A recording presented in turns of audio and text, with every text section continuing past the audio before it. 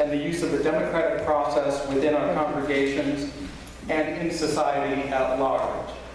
And it is in the spirit of one of our founding fathers and Unitarian Universalism that I welcome you to this evening's Voter Education Forum. Tonight, we will be learning about and hearing advocacy from about 3 propositions, 53, 54, and 55. First up tonight will be a representative from the League of Women Voters, followed by our debates. And I'd like to present to you a representative from the League of Women Voters. Yay. Who is it? Jane. Thank you very much. Can you hear me? Okay. I'm Jane Wagner-Tye. I'm with the League of Women Voters of San Joaquin County. And you have a lot of information about the propositions. In fact, we have some easy voter guides outside. Some of you have already gotten your voter information guides and so on. So you've got a lot of information, some background things. I'm going to give you some more background on these 3 propositions, and then try and tell you some things that you might not find in your other voter information. I want to give you a little background about the League first. This is actually an organization for women and men, and it's founded right after the 19th Amendment was passed. That gave women the right to vote. The League never supports or opposes political candidates. And then when it comes to issues, we do have 2 separate arms and 2 different goals. One of them is voter service, and that's why I'm here with you tonight, is to give you some unbiased, some neutral information about 3 propositions. And then we also have an action and advocacy arm, which advocates for or against issues in the public interest. And the League has taken positions on some of the ballot propositions, not all of them, but I'm not going to talk about that tonight. If you want to know what the League's positions are, you can go to the League of Women Voters of California website and find out that information. One of the issues, though, that the League, National and State League, is very concerned about is campaign finance reform at both the state and national levels. And that's why I want to give you a little bit of information about where the money is coming from on some of these campaigns. Some basic background types of propositions. We have bonds, we have constitutional amendments, we have initiative statutes. That's just something that adds or changes a law. And then we also have referendums where voters have the opportunity to uphold or reject a piece of legislation that has already been passed. And on this ballot, this packed ballot with its 17 propositions, we have at least one of each of these. So it's very interesting for that reason. How do propositions get on the ballot? Sometimes the legislature puts them there. We actually have one that was placed on this ballot by the legislature. It's the one on English language education. And more commonly, citizens propose propositions. They go out, they have an idea, they write up a proposal, they circulate petitions, get it qualified for the ballot. And that's how most of these things have gotten there. In California, we tend to be a little impatient with the legislature. It doesn't always do things as quickly as we'd like, or it doesn't necessarily address the things we'd like it to address. And so citizens have the opportunity to propose issues be addressed on the ballot. And one of the reasons we have such a fat ballot this time is because we have so many different issues that somebody thought we ought to address. General obligation bonds, 2 kinds of bonds to know about. General obligation bonds are paid for with taxes and out of the general fund, and they're backed by the full faith and credit of the state of California. We have another kind of bond, revenue bonds, and those are paid for with the income from specific projects. I'm going to tell you a little bit about that in a minute, a little bit more. They involve a higher risk, so they pay higher interest. So kind of keep that in mind. We'll get back to that. And I wanted just to say a few things about evaluating ballot propositions. Things to think about as you decide how you're going to vote. First of all, do you agree with the goals? To the extent that you can tell what the goals are. And I would say if you aren't sure, that's an indicator that maybe, you want to think about that. Who are the sponsors and opponents? Sometimes it's obvious, but not always. And you can't necessarily tell by who has signed the ballot arguments in the ballot. And that's one of the reasons that I think it's so interesting to look the money is coming from on each side of these propositions, because you can't necessarily tell that just from the ballot arguments. Is the measure well written? Have you ever tried to read this stuff? Oh my gosh, you know, it's like Greek. It's hard to tell if it's well written or not. So I would say that if one of the arguments is that a piece of that a proposition is confusing, perhaps that's true. Might want to kind of think about that. Has the fiscal impact been addressed? If somebody's proposing to spend money on something, you want to be sure that they've introduced a way to pay for that. And then is the issue very complex? This is kind of related to, is it well written?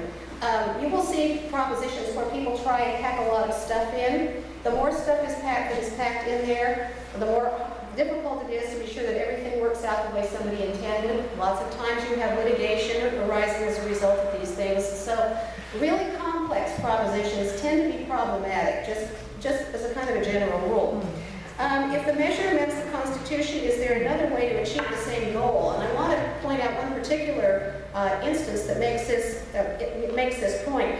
In 1988, voters approved Proposition 88, which guaranteed minimum funding for education at about 40% of the general fund. This was a constitutional amendment. Okay, so every time since 1988 that somebody wanted to propose a new income stream, a new revenue stream, and they didn't want it to be diverted that way, they had to amend the Constitution by writing an exception into their proposition. So this time, one of the propositions where this happened with several, but I wanted to mention in particular Prop 56, the tobacco tax. Have you seen the ads that say the tobacco tax takes money from education? Has anybody seen that? Okay, this is really disingenuous. You know who's opposing the tobacco tax, right? It's tobacco companies. They've donated a huge amount of money in opposition to it. What's happening is that the people who wrote Proposition 56 want the money to go for particular tobacco-related education and stop smoking kinds of programs and things like that. Yes, they want that revenue to go into a special fund. They don't want part of that to be siphoned off for education. So they wrote into the proposition a stipulation that Prop 98 would not be activated by this proposition. And because Prop 98 is part of the Constitution, there's a constitutional amendment attached to that. It's just because of that one little thing. This is what, so does it affect education? Well, you know, Prop 56 was never intended to devote money to education. So to the extent that they've made this one little proviso there, yes, education is different, but it's very misleading to suggest that the tobacco tax is taking money away from education. But the other point is, of course, that when people amend the Constitution, they frequently create situations that somebody's going to have to be dealing with 20 or 30 years down the line in ways that nobody anticipated. Okay, our sources, the Office of the Legislative Analyst provides basic information. You'll also find those analyses in this book that you will be getting if you haven't already. Ballotpedia is a nonpartisan source that has a lot of good information. And then I particularly want to call your attention to Voters Edge, which is a partnership of the League of Women Voters, the California Education Fund, and MapLight, which is a nonpartisan research organization that's looking into the influence of money on politics. And what you do with Voters Edge is go online, look for Voters Edge. You can put in your zip code, your address. It will give you a ballot. You don't already have it. But you can go in there and you can look at ballot information on all the propositions. And if you scroll down to the bottom, you can get contribution information for every one of these propositions. Now, when you came in, you were given something that looks like this. And I want to tell you that this is already out of date. We prepared this for a different presentation last week. It doesn't necessarily cover the propositions that we're going to talk about this evening or that you're going to talk about in several weeks. But this information came from Voters Edge. The name is down at the bottom here. And, when I alert you to the fact that the numbers are out of date, still give you a general idea. of how the contributions are breaking down on those particular propositions. Okay, you wanted to hear about, first of all, Prop 53.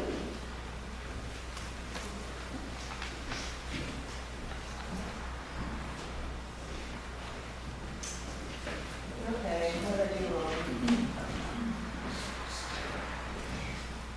That problem?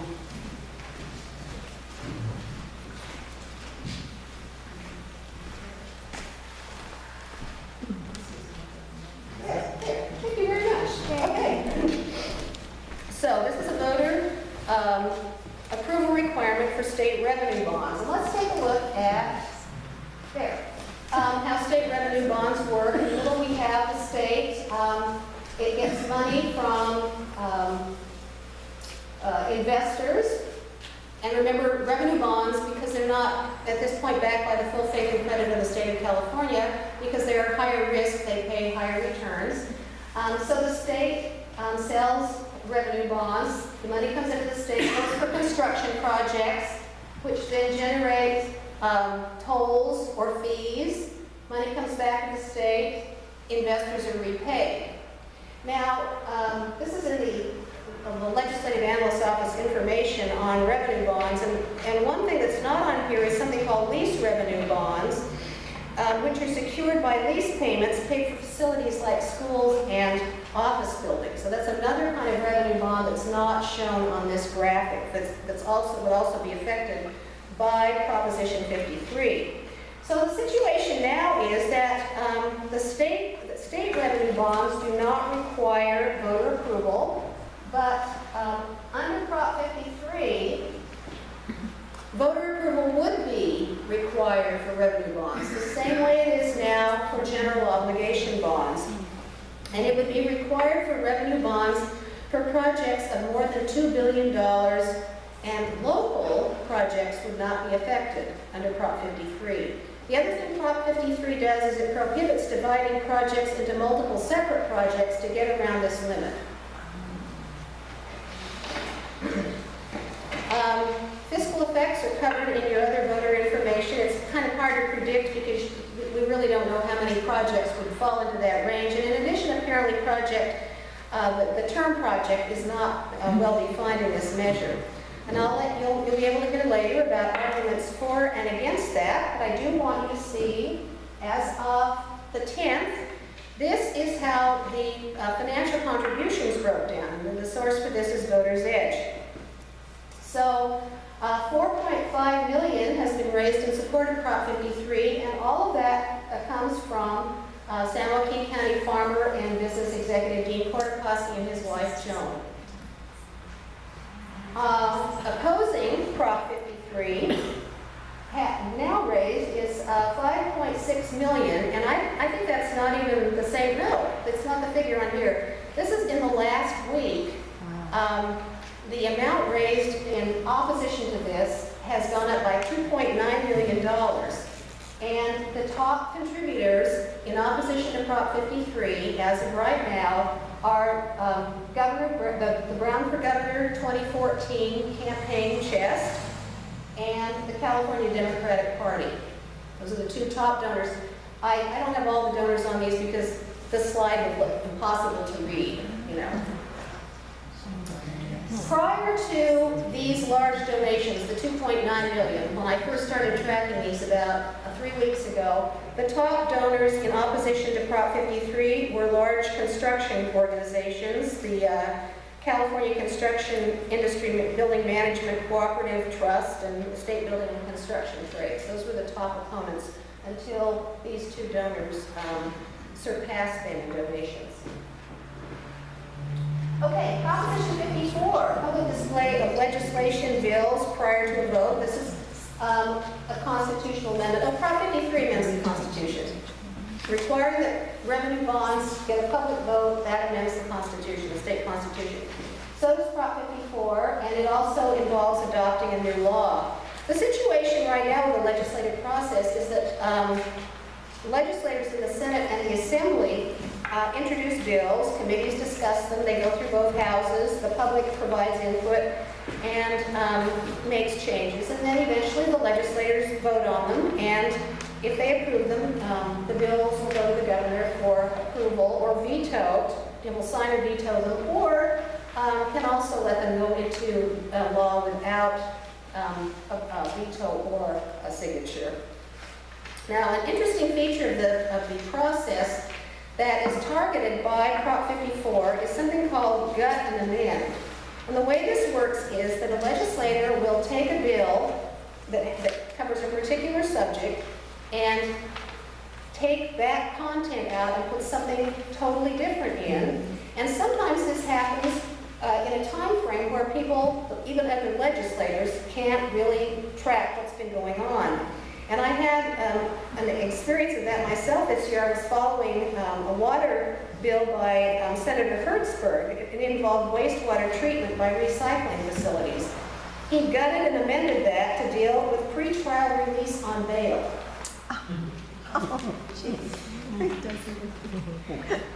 So this is tough. This is tough for other legislators when things get switched around that way. It's tough for members of the public trying to follow what's going on.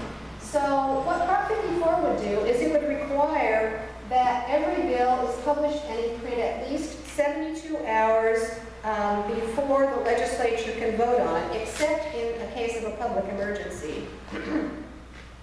Right now, the process for these bills can take months and months, and then there can be this little change at the last minute. So this bill says at least 72 hours for everybody to see what's been changed, what's going on. And something else that happens now is many public meetings of the legislature are recorded and posted online, but not all of them are. And Prop 54 would require that all public meetings of the legislature be recorded and posted online within 24 hours. And it also requires that these recordings be archived and downloadable for at least 20 years. Fiscal effects of that, $1 to $2 million to put it into effect, and then $1 million a year or so for the recording requirements and so on. Again, you'll hear about the pros and cons, but let's take a look at where the money's coming from for this. This is interesting. Yes, on 54, almost all the money, almost all the $10 million, has come from physicist and activist Charles T. Munger. And as of the 10th of this month, no data was available regarding contributions to oppose it. Look at Charles Munger if you don't know who he is. That's interesting. Okay, Proposition 55, this is the extension of Proposition 30, the income tax increase. This is a citizen initiative, again, to amend the state constitution, because that's what Proposition 30 did.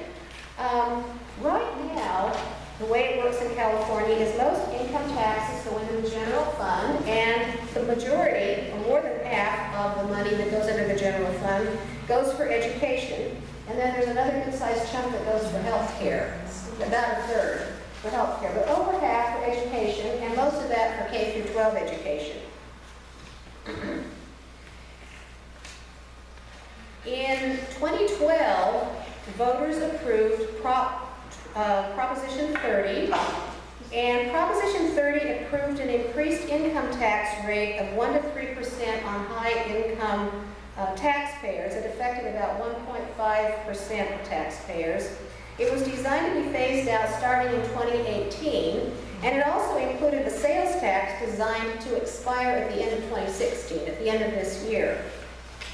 So here's what Prop 55 would do. It would extend by 12 years to 2030 this temporary personal income tax increase that was enacted by Prop 30. And it applies to single filers over $250,000, joint filers over $500,000, heads of households over $340,000. About half of this money, as is the case with other money in the general fund, half of the money raised would go for education, with a big chunk of that going to K through 12 education, and some going to community colleges.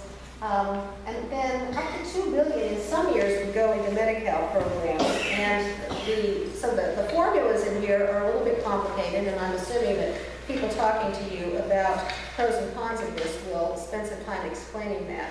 Prop 55 does not extend the sales tax. It applies only to the income tax. So you would have increased revenues for the state 2019 through 2030, a lot of additional money for schools and community colleges, more for health care for low-income people, and some increased budget reserves also, depending on what happens with the stock market. Okay, where's the money coming from? Lots of money raised in support of this, $52.7 million as of the 10th of this month.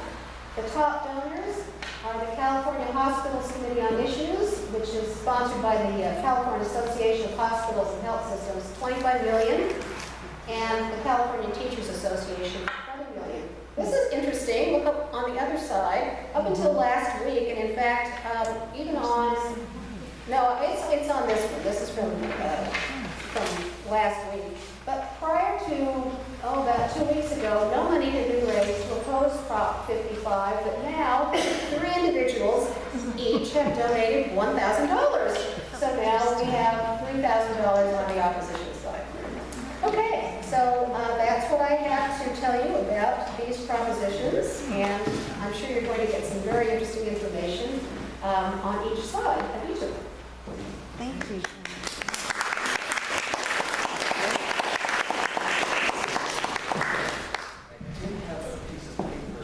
Jane, did you have to take a piece of paper with us? Did I take one of yours?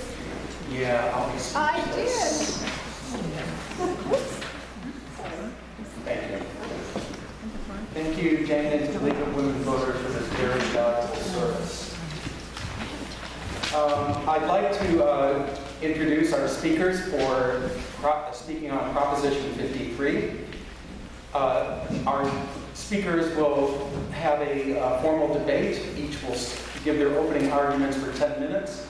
Each speaker will have 5 minutes for a rebuttal, and then we'll have some time for Q&A from the audience. Speaking in favor of Proposition 53, which is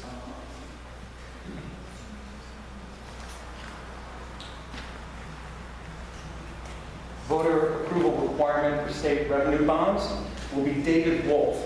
David is the legislative director of the Howard Jarvis Taxpayers Association. The HJTA is dedicated to the protection of Proposition 13, to advocating for limited taxation, the right to vote on tax increases, and to economical, equitable, and efficient use of taxpayer dollars. Speaking against Measure 53 is Kyle Griffith. Mr. Griffith is an account executive with Bicker, Castillo, and Fairbanks Public Affairs. The firm specializes in helping clients with legislative and regulatory issues, high-profile crisis management, and statewide ballot measures.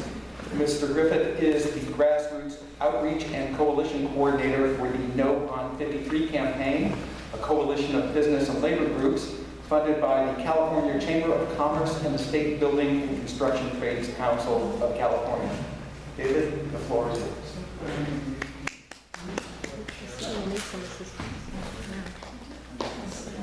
I'm just going to belt it out. Oh, okay. Does that work with the camera? I'm sorry. Sure. More over there? No, I think this is okay. Turn it down. Yeah.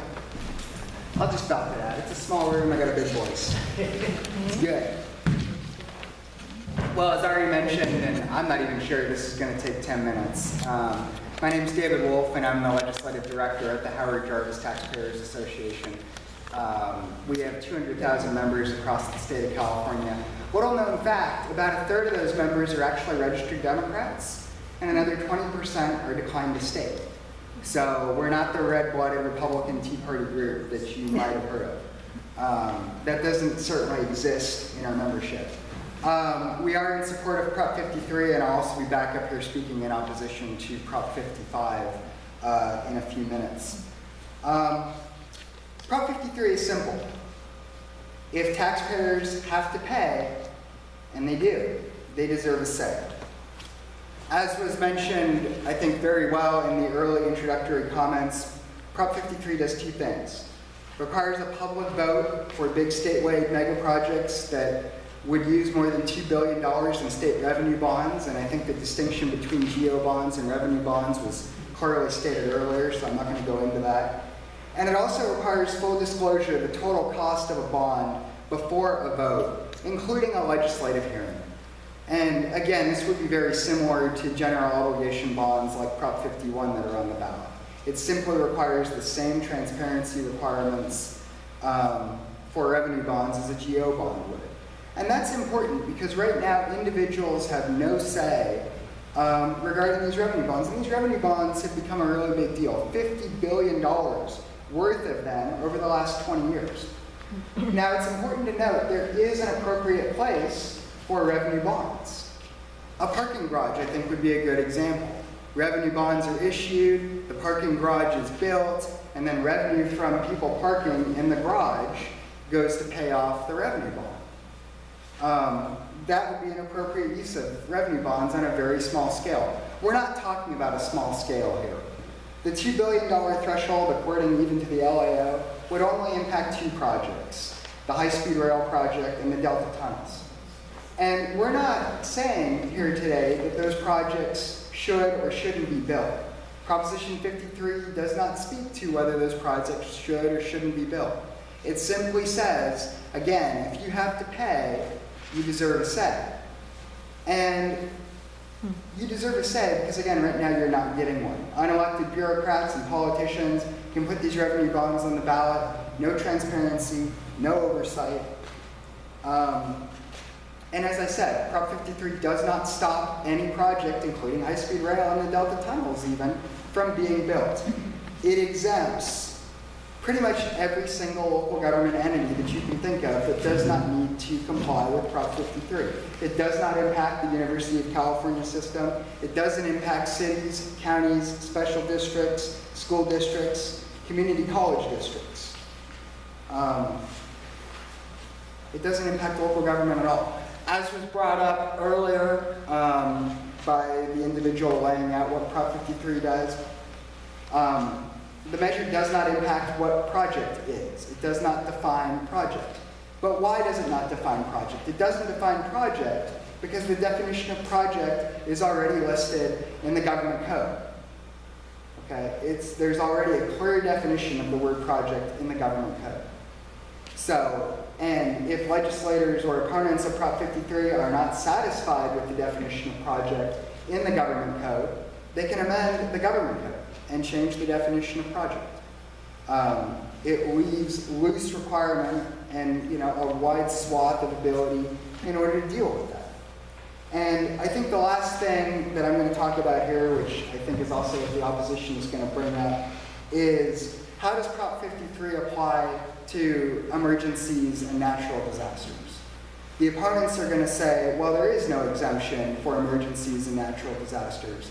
So how is Prop 53 going to work with that? If there's a big earthquake in Los Angeles, are we going to have to wait 2 years for another election cycle in order to provide money to these areas affected by these natural disasters? And the answer is no, for 2 reasons. Number one, a special election can be called at absolutely any time by the legislature and by the governor. But also number two, in the event of natural disasters, revenue bonds have never, I repeat, never been used to fund natural disaster relief. Typically speaking, the funds for disasters come from FEMA, come from the National Highway Authority, come from the federal government. Okay, so the fact that there's not a emergency disaster exemption in Prop 53 is quite frankly irrelevant. And the Sacramento Bee actually came out yesterday with a fact-finding sort of column that basically debunked that entire argument and said, it simply does not apply. So I think with all that, I am done. I'll hold the balance of my comments for, I'm sure, what will be a lively rebuttal. So.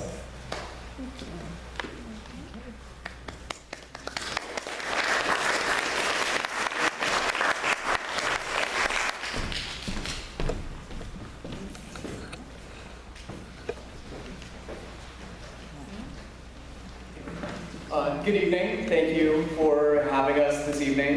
Thank you, of course, to League of Women Voters for putting this on. My name is Kyle Griffith. I am the coalition coordinator for the No on Prop 53 campaign. We have assembled a fantastic coalition. We crossed important milestone of 300 organizations up and down the state who have looked at Proposition 53 and decided that it is bad public policy. And we're not just made up of politicians. We represent organizations from all swaths of the California political climate. We have public safety organizations like the California Professional Firefighters, the state sheriffs, with all of the local government associations, including the League of California Cities, the State Association of Counties, the Special Districts Association, environmentalists like the Nature Conservancy, all the major business organizations, the Chamber, Business Roundtable, the list goes on and on. All of these organizations have taken a look at Proposition 53 and realized that this is going to be bad for California.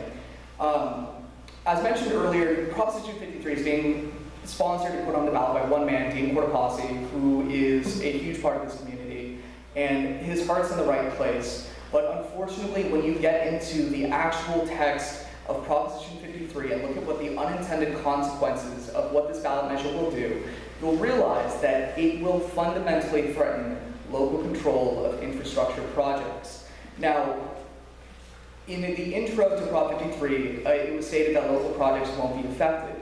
However, included in Section 4 of the initiative, joint powers authorities are specifically included as being part of or subject to the terms of Proposition 53. So when cities and counties want to come together with the state to finance a large piece of infrastructure, their project would have to go before a statewide vote. I think it's completely irresponsible to have voters in Los Angeles and San Diego weigh in on a project in Sacramento. And I think that by the same token, I think it's inappropriate for voters in Redding and San Francisco to vote on something in Los Angeles. Local control of infrastructure is very, very important. We are making decisions for what our communities need, and having voters who are unfamiliar with our community's infrastructure needs and aren't on the hook to pay for them is inappropriate. The very purpose of Proposition 53 is to disrupt infrastructure. Fitch Ratings said that if Proposition 53 was to become state law, it would constrain infrastructure financing and would likely result in reduced investment over time, particularly for major water projects. This is going to be a new tool for people who don't want new development in their communities to sue the state to stop a project from moving forward while waiting for a statewide vote to occur. Because the definition of project is not defined, as mentioned, it allows the courts to decide what is or is not subject to the terms of this initiative. In fact, at the March legislative hearing for this initiative, the proponents considered that a strength. I'm not sure if we have any business owners here, but if you're familiar with the California Environmental Quality Act, that piece of law can be used in order to delay projects. Now, some of the projects that could be impacted by this have already been mentioned: the high-speed rail project and the California water fix. But the Legislative Analyst's Office says that it is possible that other projects could be affected in the future, such as new bridges, dams, highways, or toll roads. So things like Scythe Reservoir and Temperance Flat, both of those are new reservoirs that could be impacted by this. All of the bridges in the Bay Area are also potentially impacted. Regional rail, the San Diego Regional Airport Authority, hospitals who want to do seismic upgrades. All of these projects could potentially be subject to a statewide vote, even if they do not have statewide impacts. Regarding the emergencies, as Mr. Wolf brought up, you're right. In the case of an emergency, revenue bonds are rarely used. However, during the energy crisis of the early 2000s, the state of California issued revenue bonds to purchase electricity to keep the lights on all across the state. At the same March legislative hearing, Treasurer John Chung said that if we pass Proposition 53, it will lead to inflexibility responding in times of crisis. I think that it's inappropriate to amend the Constitution when we have a natural disaster or a man-made disaster that requires flexible amounts of funding. We would have to have another referendum to undo or add an exemption in cases of emergencies. One of the other reasons why this is dangerous is because of the allegedly separate clause. It prohibits projects from being broken up to get under the $2 billion revenue or $2 billion figure with 3 requirements. If the project is allegedly separate, or will be physically or geographically proximate, physically joined or connected with each other, or if a project cannot accomplish its stated purpose without the completion of another allegedly separate project.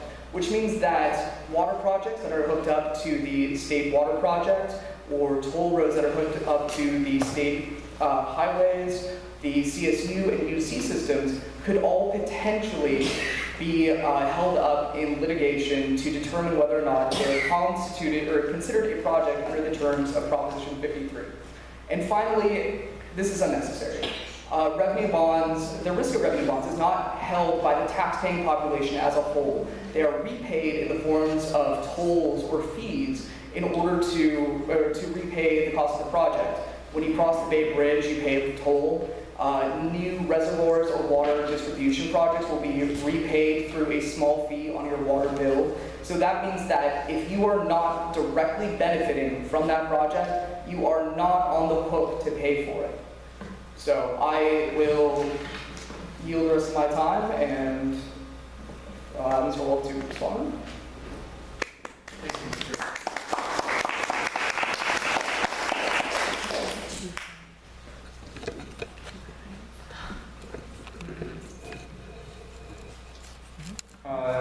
Mr. Wolf will now have 5 minutes to state his rebuttal.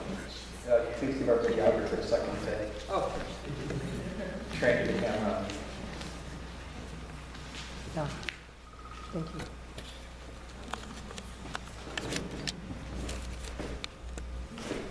Okay.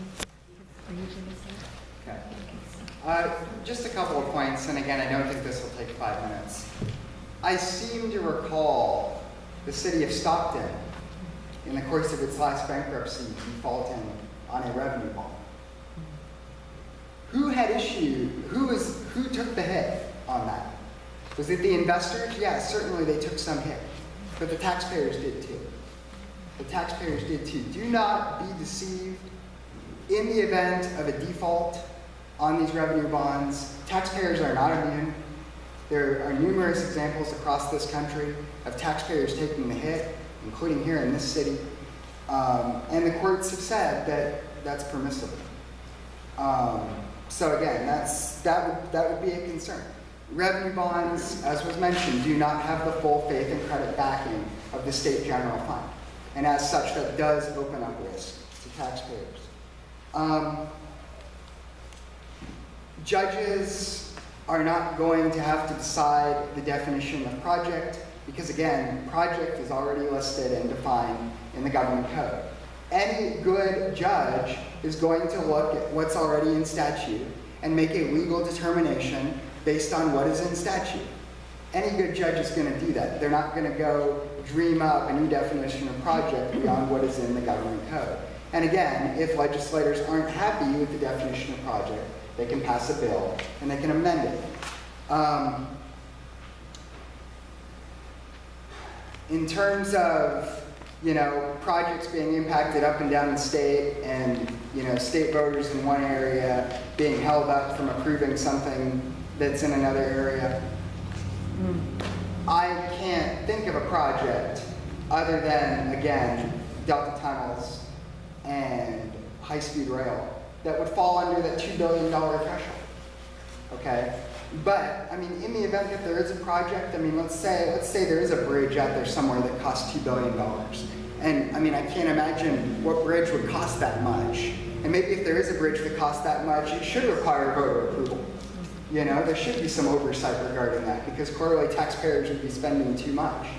But even if there is a bridge that hits that threshold and it does qualify for the ballot and individuals have to vote on it, if you don't cross the bridge and it doesn't impact you, then vote for it. If you want the Delta tunnels, vote for them. If you want high-speed rail, vote for it. Prop 53 doesn't take away that decision. It actually empowers you by giving you that decision. We're not trying to stop projects. We're not trying to stop infrastructure. It's completely broad in how the definition is defined and impacted. I think that's it. And I mean, but I certainly want to hear if individuals plan on voting no on this. I'd certainly be happy to answer your questions because I don't see the rationale for it. Thank you.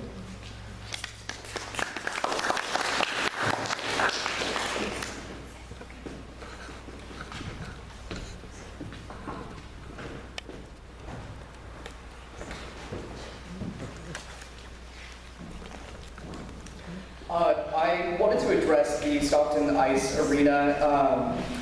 It specifically included, according to the flyer that was distributed when it was being proposed, that there was a pledge of taxpayer dollars associated with it. Therefore, it is not a traditional revenue bond. Additionally, the other examples cited by the proponents of this initiative all come from out of state. And all of those supposedly, these projects that were supposedly born on the backs of taxpayers without their knowledge included a good faith clause that is legally, that says while the state is not legally obligated to pay for it, they are morally obligated to or face a degrading of their credit. They have to go to states like Rhode Island in order to find examples of this. There are no revenue bonds in the state of California that include a full faith clause.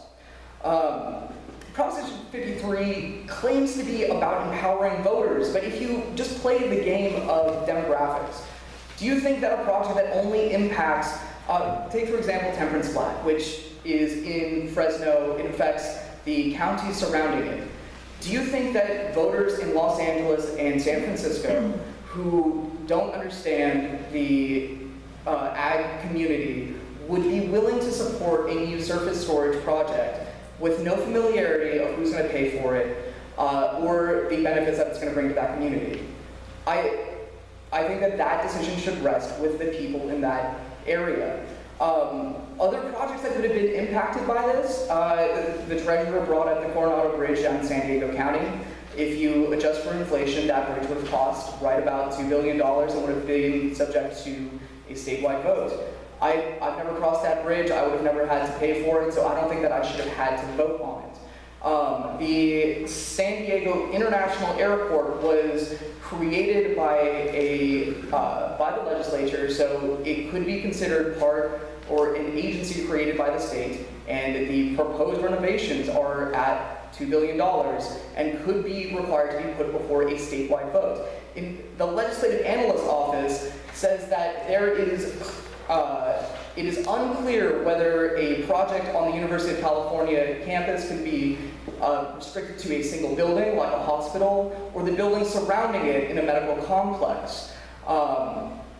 There is absolutely concern that there are local governments that are going to be impacted. The title in summary includes local governments. I think that this is very clearly just a bad piece of legislation. Unfortunately, we're not voting on just the intention of this initiative. We are voting on what is in writing on the ballot before us, and it will have unintended consequences that will stall infrastructure and erode local control of projects.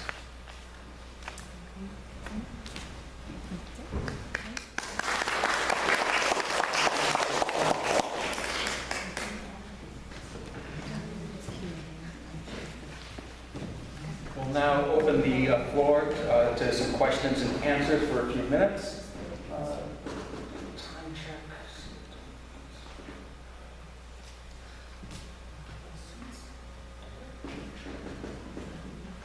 We'll do about 5 to 7 minutes worth of Q&A. Sharon, you want to take the mic? Oh, sure. Or do you mind to keep... 7 minutes?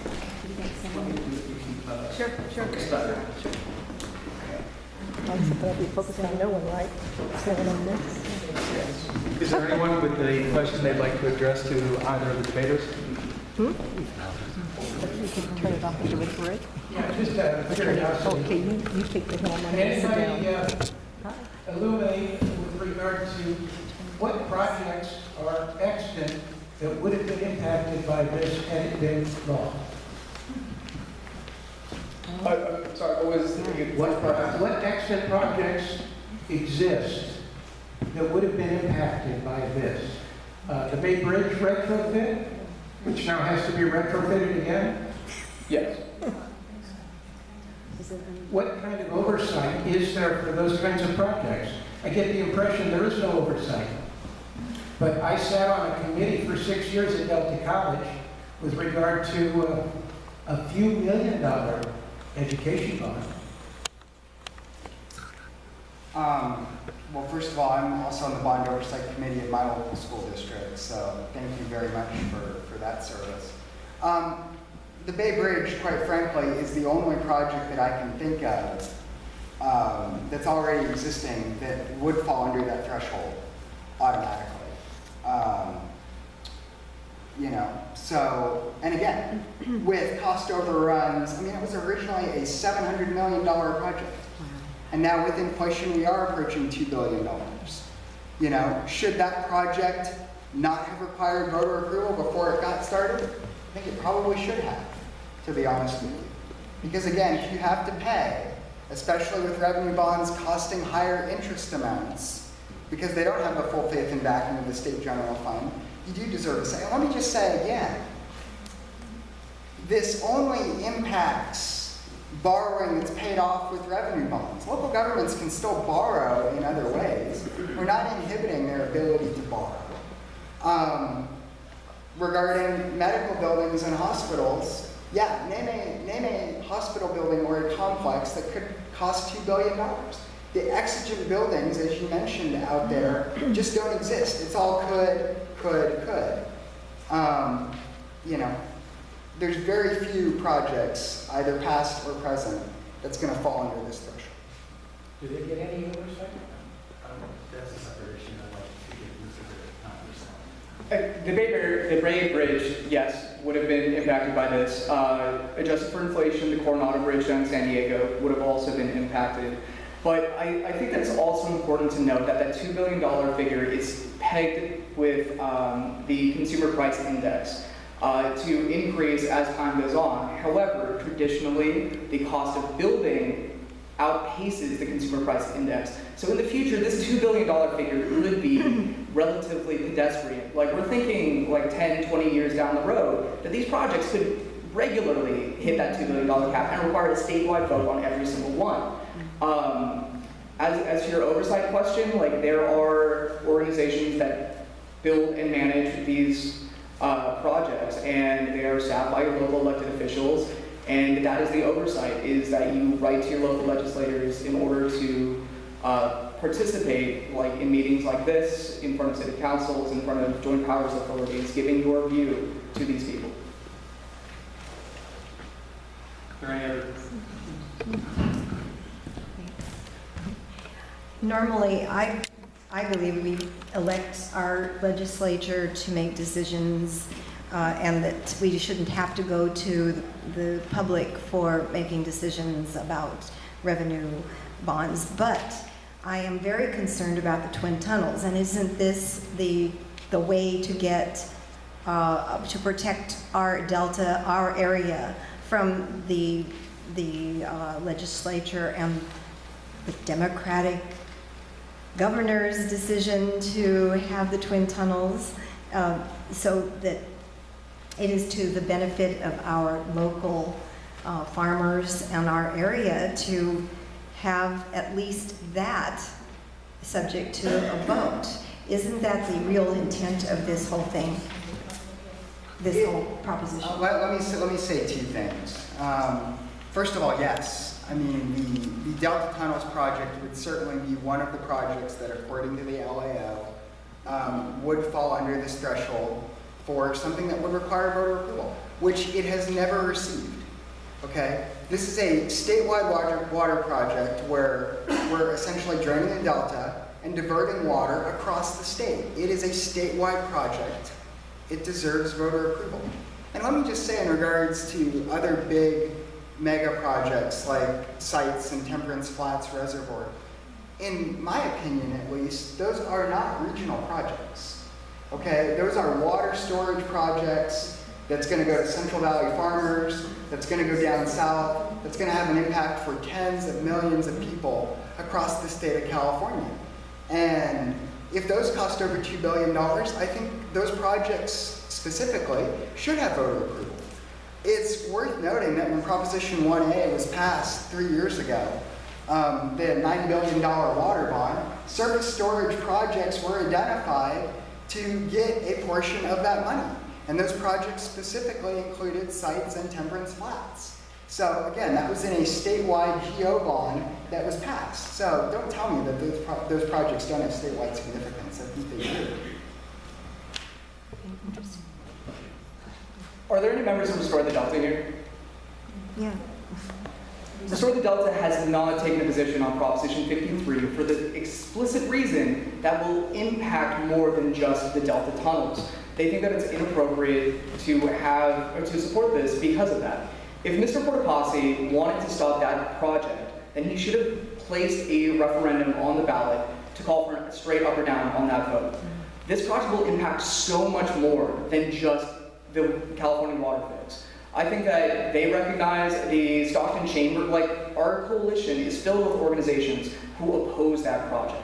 The Stockton Chamber of Commerce is one of our coalition members, East Bay Leadership Council, all of the environmental organizations that we have.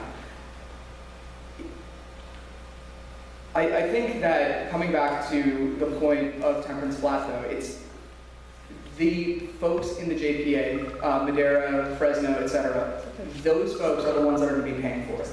It's not going to be every single person in California because it is not backed exclusively by general obligation funds. It, again, comes down to a local project that is being repaid by the folks that are benefiting from it, not the tax-paying population as a whole.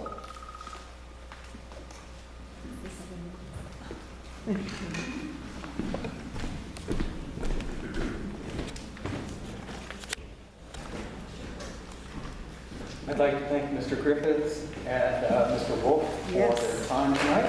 Great.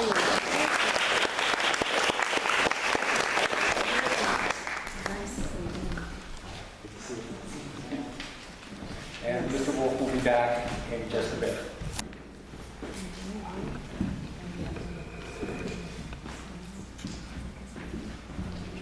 The next issue up for discussion is Proposition 54, Public Display of Legislation Bill prior to the vote. And we are going to have to improvise a bit. One of our speakers, the one against this proposition, had a last-minute conflicting commitment that took precedence. So tonight our speaker, the only formal speaker we will have on this issue is Mr. Derek Cressman. Mr. Cressman is a political consultant and is currently serving as Director of Common Cause's Proposition 54 campaign. He has worked for over 20 years to reduce big money in politics, working with such nonpartisan organizations as Common Cause and the U.S. Public Interest Research Group. As a result of his run for California Secretary of State in 2014, Proposition 59 on this fall's ballot, the advisory measure on the Supreme Court's Citizens United decision, will be up for discussion. Please welcome Mr. Derek Cressman.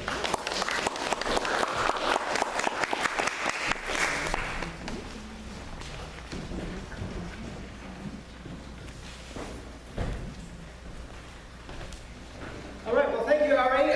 Thanks to the League and to the Unitarian Church for bringing us all together tonight. I want to commend you all as well. I think one of the most important things we can do as voters is take time to research things in front of us ourselves, and then we're much less dependent upon the paid advertising and the money that comes into play.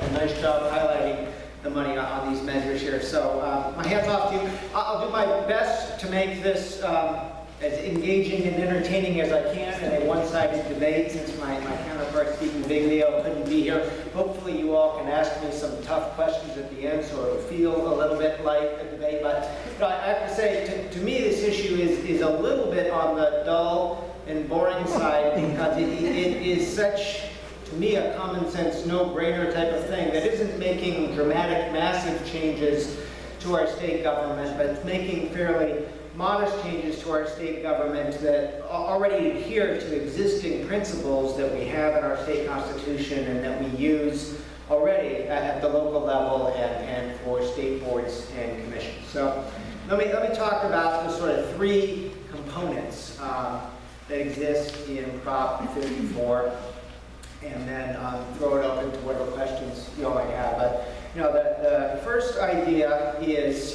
California already says that our meetings of the legislature are open to the public.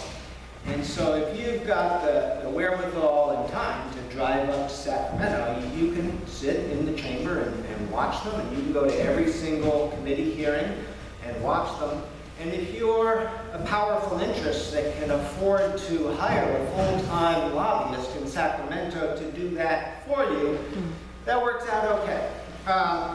But if you're, a small business in San Diego, or a journalist in Los Angeles, or a nonprofit organization that cares about a particular interest, or a farm bureau that can't afford a full-time presence in Sacramento, it's much harder to actually get up there. And in this day and age, we have solutions to that, right? They're called video cameras.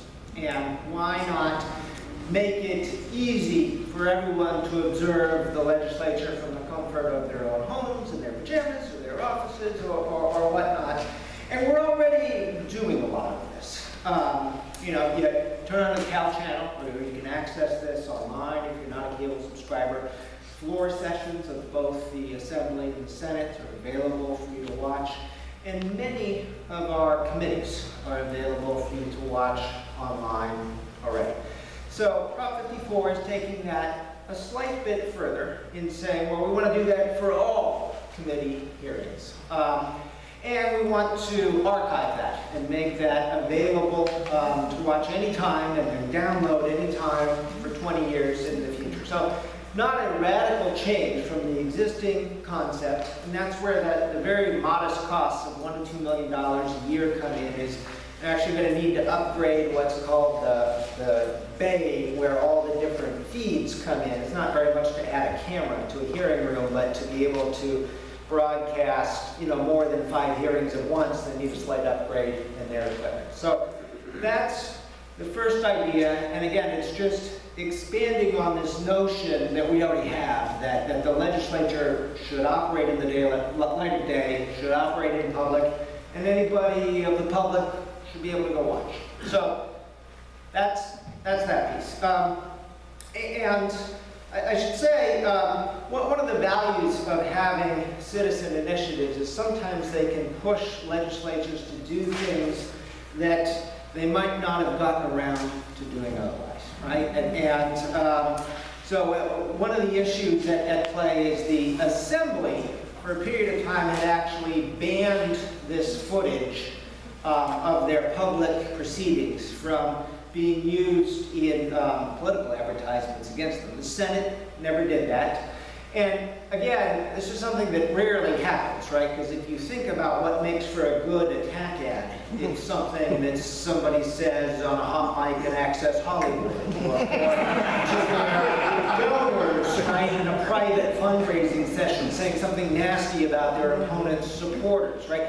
That's where attack ads come from. But there was one example that you may all remember. I think it was at least 10 years ago. There was an Assembly member named Mike Duvall who was at a committee hearing in front of a mic that was turned on, and he seemed to have forgotten that it was turned on, and he made some rather lewd comments to his fellow legislator, bragging about 2 extramarital affairs he was having with energy lobbies. Now, he resigned a week later, but had he not, I would fully have expected that whoever was running against them might have wanted to bring that up. And now, the legislature, in response to this measure, has said, okay, you can do that for both the Assembly and the Senate. So that piece is already taken care of, but this would put those guarantees into our state constitution and make it harder for them to change their minds about that down the road if that would suddenly become inconvenient again, right? So that's the first idea, is official broadcasts available.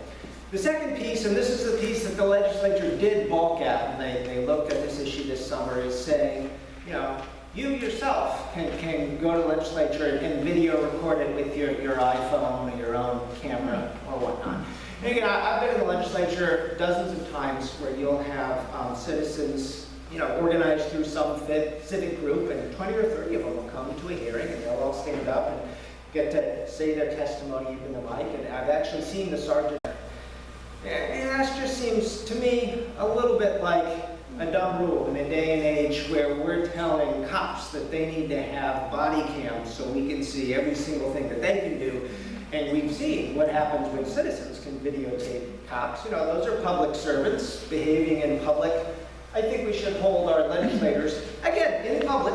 This is not what they're saying in their own houses or in their own private meetings or even in their own legislative offices. This is only applying to public hearings, public meetings. I think it's reasonable to let citizens to videotape themselves. And most of the time that's not going to matter, right? Because we have the official proceedings. But two examples where it might. You might recall, I think it was just earlier this summer, there was an interesting event in the House of Representatives in Congress where I think 20 or 30 members of Congress stormed to the floor and they wanted to have a debate about gun control. And the speaker did not want to have a debate about gun control. And he closed the official meeting and turned off the official cameras. And Scott Peters from California, San Diego, he got on the phone to his staff and they told him how to download the Periscope app, and he got that out there and started live streaming what they were doing on Facebook, and that's how the world found out about it. So I think there's a little bit of a safeguard to not leave the cameras only in control of the legislative leadership and give that ability to citizens. And there is going to be also that rare instance where a camera angle will make a difference. Again, these examples are rare, but they are kind of egregious. You go back also about 10 years ago, there was an assembly member from San Francisco named Carol Migden. And one of the things that led to her undoing, really, is a journalist caught her not only voting for herself when the roll call was open, but leaning over and voting for several of her absent colleagues. Which I guess was nice for them because they didn't have to show up, and nice for her because the bills that she cared about got some extra votes.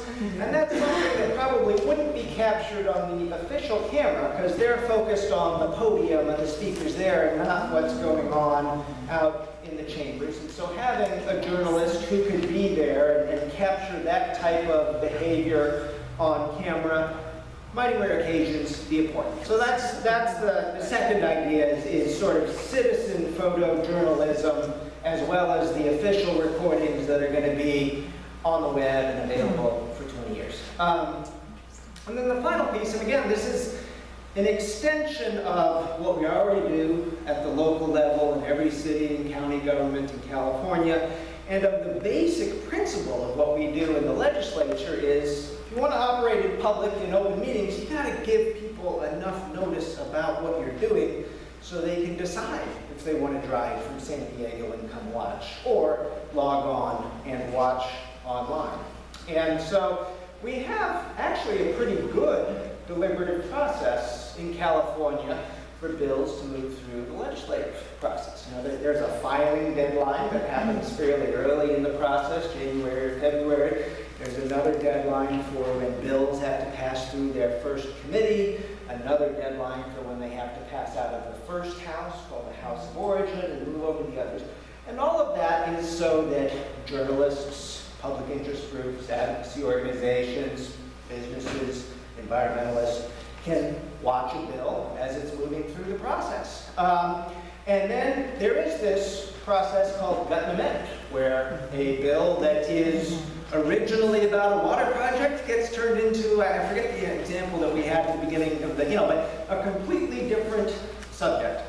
And even there, sometimes I get where that might happen. A legislator might realize there's not enough support for me to pass this original bill, and here's this new idea that's come up, and whatever. So this Prop 54 is so modest, it doesn't even ban that practice of gut amendments. It just says, give us 72 hours to look at the amendments that you have made.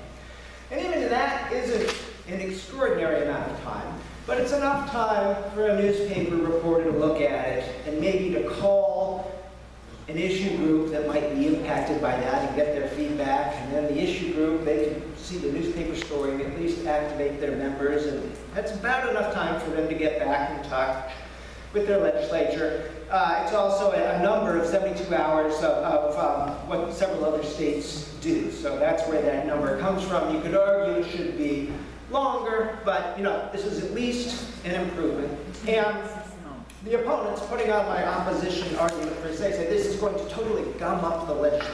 But if you think about it, it's not changing the number of bills that get introduced. And again, this is only impacting 72 hours, so you can have votes on those bills. We have a 2-year legislative session for the whole first year, plenty of time to make those changes, 72 hours. So we're really only talking about the final 3 days of a 3-year legislative session. And even then, it's not slowing down the implementation of a bill, because the way our bills work is we pass them through the legislative session, and they go into effect January 1st of the following year, way more than 3 days after it. So it's just providing an opportunity to see what's happening and to weigh in.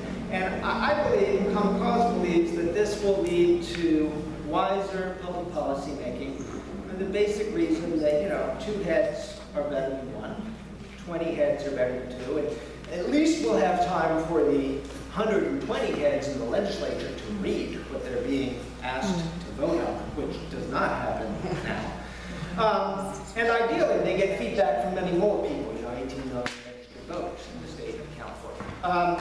So those are the ideas.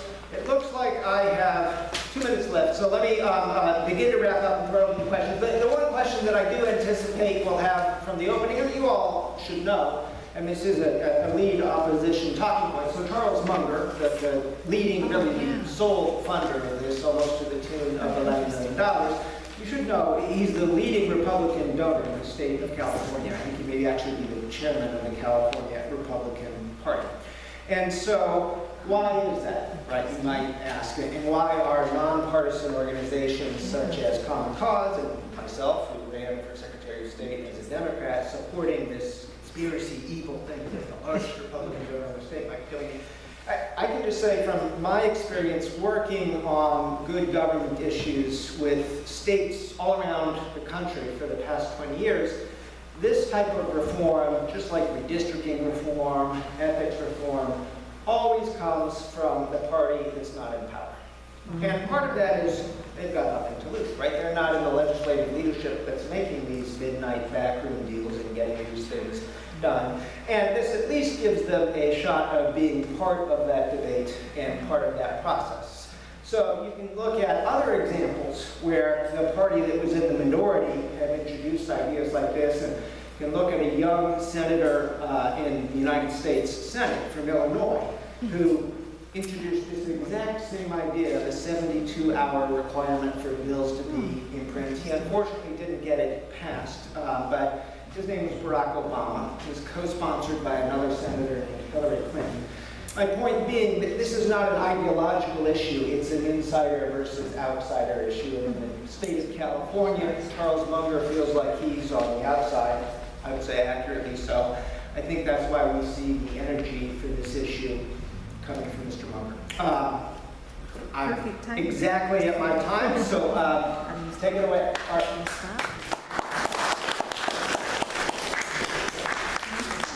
Does anyone in the audience have a question?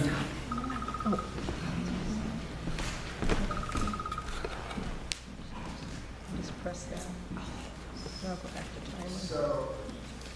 So supporting this, Prop 54 would increase oversight and public awareness of Prop 53. Tom, is that right?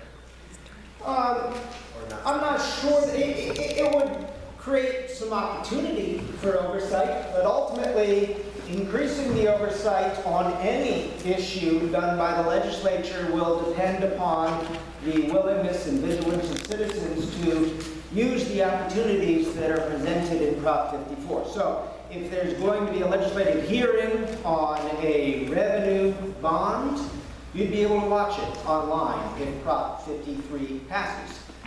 There'll only be oversight if you choose to watch it, or some other organization chooses to watch it. So I think I don't want to oversell this as saying it's going to create lots of new oversight, but it will facilitate an active citizenry should we choose to exercise that oversight of our government, which I hope that we will. But that's on us. Are there any other questions?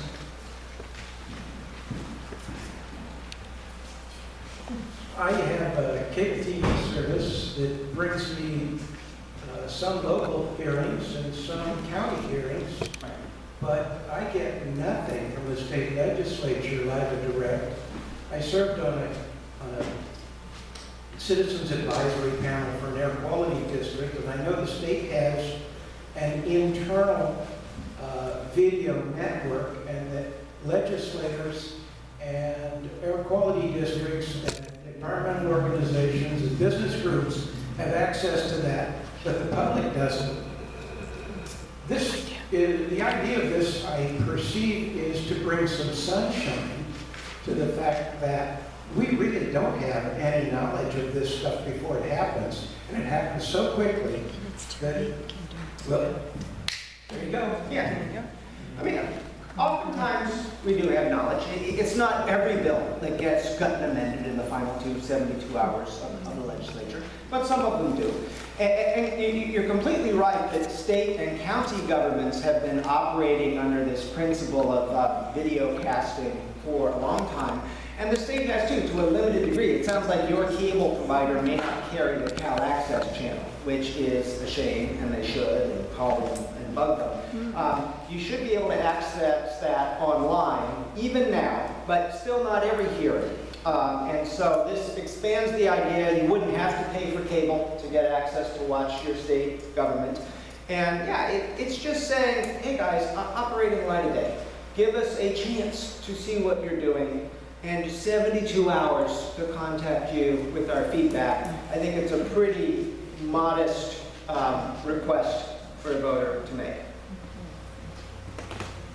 I heard on KQED's forum the other day, the spokesman of the No on 54 campaign, Steve Biglia, said that Hawaii and New York also have these 72-hour notice requirements.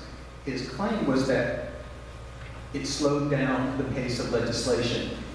Are there any documented case studies to support that? Are there any, studies at all done in states that already have this requirement? I have not seen any comprehensive study in the states that have this about how it has affected the speed of legislation.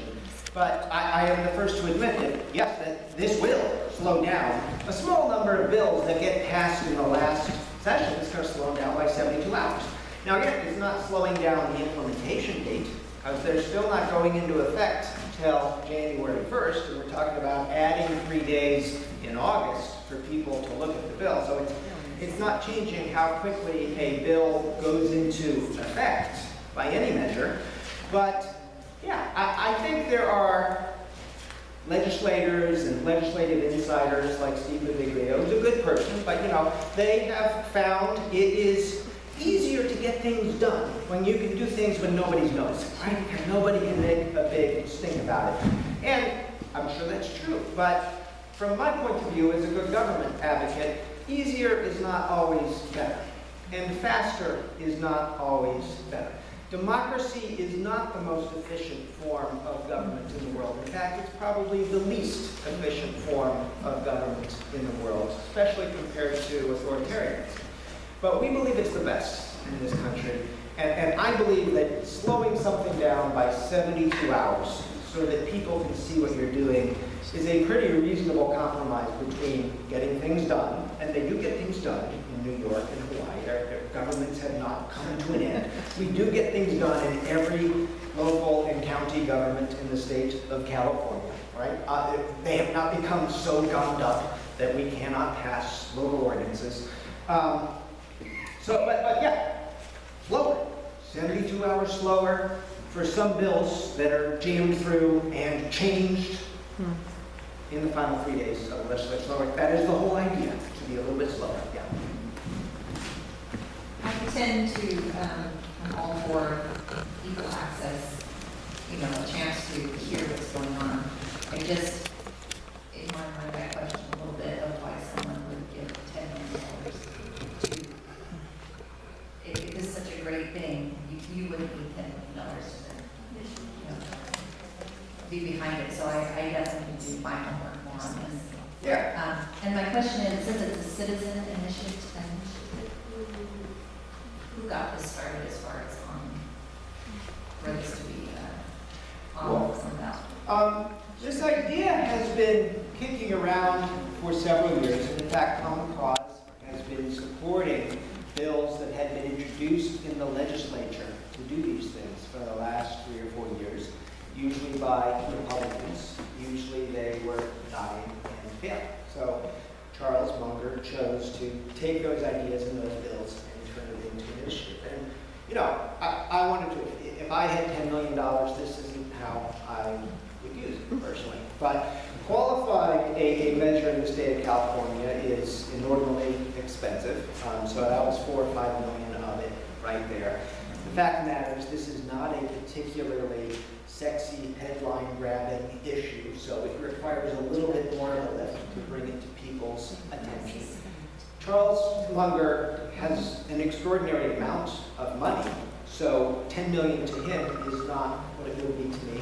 And he spent more on other things, like the redistricting reform and Common Cause and the voters also supported. So it's a fair question, but I honestly think he believes that this will make California better, and it's worth it to him. Are there any other questions from the floor?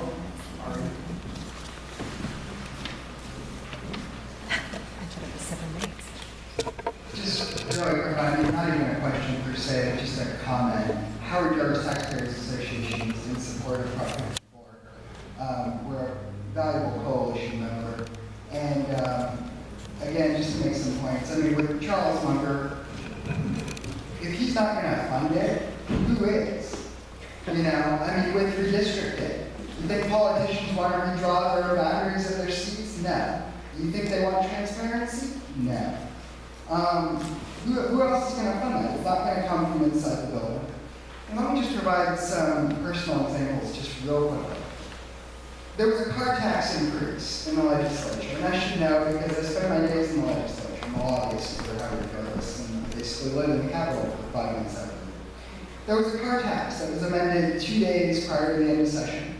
It received 2 hearings and 2 floor votes on the last day of session. The last hearing for that measure occurred at 11:30 at night in a semi-darkened committee room. 11:30 at night.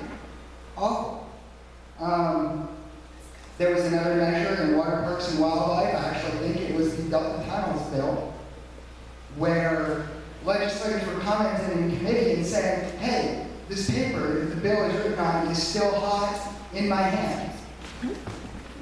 Still hot. They hadn't even been able to read the bill. So, just to make the point that this is needed, okay? This is needed. 72 hours is not a big deal. And let me just say one more thing. Sorry. Steve McViglio and opponents to this measure are going to argue that, oh my gosh, special interests are going to regain control of the entire process. But let me tell you, as someone who represents the biggest special interest group in the state of California, the taxpayers, 72 hours would be incredibly valuable for me to do my job and defend all of you. Thank you. Thanks, David. And I would just close by pointing out there are not a lot of issues that the Howard Jarvis Taxpayers Association and Common Cause and if you look at the breadth of the coalition that's supporting this, it really isn't just Charles Munger. It is folks from across the aisle who know how things work in the Capitol, who know how things don't work in the Capitol, coming together, again, not because anybody has any particular axe to grind or special thing to get out of this, but I think we all genuinely believe it's going to be a better process, will be a more deliberative democracy as a result, and, maybe things will be a little bit better for California. So, thank you all. Thank you.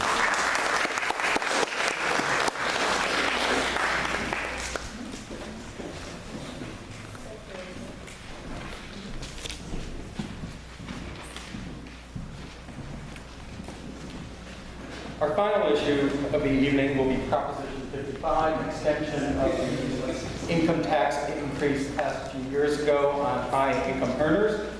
In support of this measure is Mr. Eric Myers from Unified.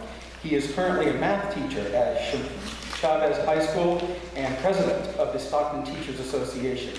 He has been a delegate to the California Teachers Association State Council for the last 3 years and a delegate to the National Education Association's Representative Assembly this past year. Speaking against this measure will be David Wolf, Legislative Director of the Howard Jarvis Taxpayers Association.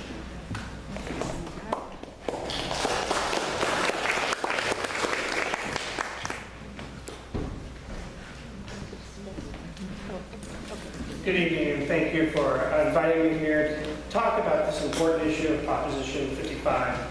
Quite frankly, California cannot afford to go back to the days of massive cuts for teachers and staff in schools, the layoffs that we endured during the height of the Great Recession. And California can't afford to go back to larger class sizes. We also can't afford the cuts to programs such as music and arts that are always out there when we do have decreases in revenues to public education. And California also has an obligation to maintain essential services to the state and to the residents of the state. Proposition 55 simply does not raise any taxes. It maintains the current tax rate on the wealthiest Californians, and by passing Proposition 55, we can guarantee that there will not be a $4 billion cut to public education. At the same time, we can guarantee that they will continue to be able to provide vital services such as health care to children.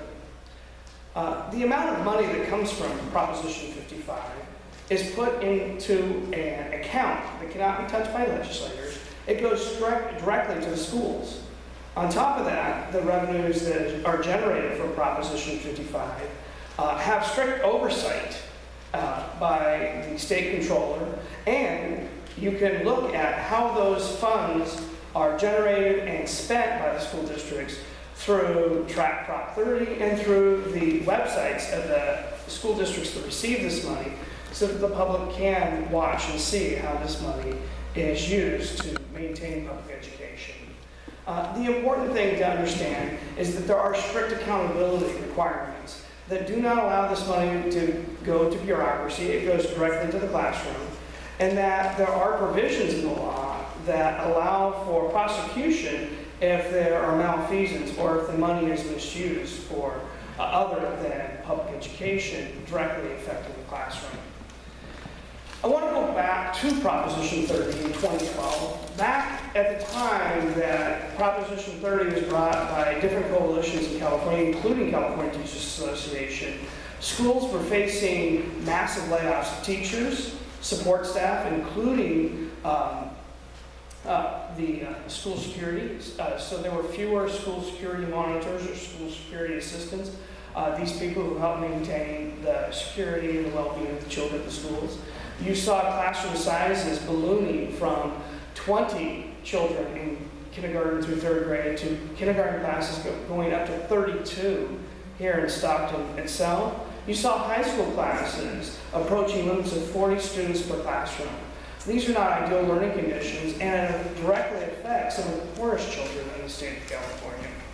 Other effects of the cuts, the $10 billion cuts to education before Proposition 30, where custodial services were cut to the bone, and oftentimes the schools were in very dirty states, and they delayed property improvements or just routine maintenance because there wasn't money there to provide that, and that created problems such as maintenance of roofs that should have taken place, then morphed into maintenance that had to do to walls and floors because of water leaks, which ballooned the amount of money it costs to do those repairs to enormous rates.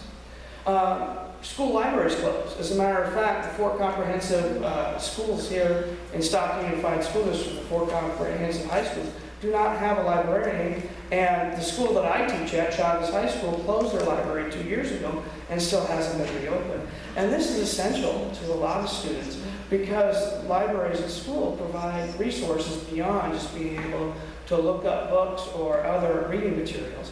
But they provide career services, they provide opportunities to get onto computers, they provide other opportunities that student needs, especially impoverished students, which is some of the populations that we teach here in Stockton Unified School District. It also has reduction in sports. Stockton Unified School District eliminated all the freshman sports, and they're just now coming back. So you can see that the recession had a great impact on the local schools right here in San Joaquin County, especially in Stockton itself, and not extending those tax increases that came in Prop 30 would really hurt public education here in the county.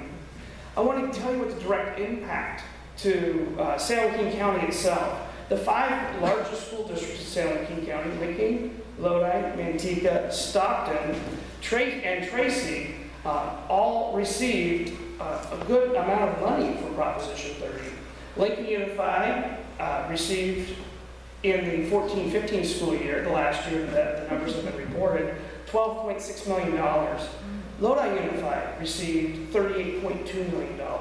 Manteca received $31.3, Stockton Unified got $46.8, and Tracy got $22.7.